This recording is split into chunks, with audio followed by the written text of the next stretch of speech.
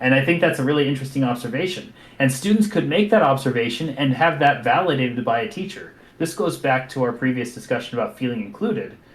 I have an easy, like, that's a very accessible way for someone to get, for you to get buy-in with a student. If a student says something, they have the opportunity to be validated for saying something that is true, and they can be included in the conversation. Whereas otherwise, they might feel marginalized if they didn't meet, if they didn't have the open entry point. Yeah, and that's one thing I do notice a lot, like when I'm teaching at the college level, is different students are always going to see the problem in a different kind of way.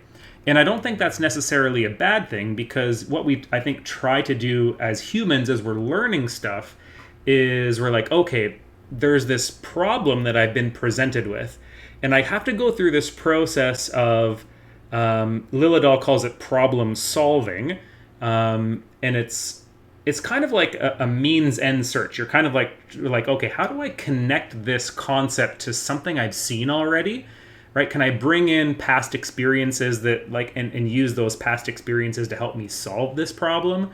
And everyone kind of starts that process at a little bit of a different spot. And I think like as educators, we just have to be mindful that that exists, and help facilitate making those connections, right? In a way that makes sense and is meaningful, I think, to the students.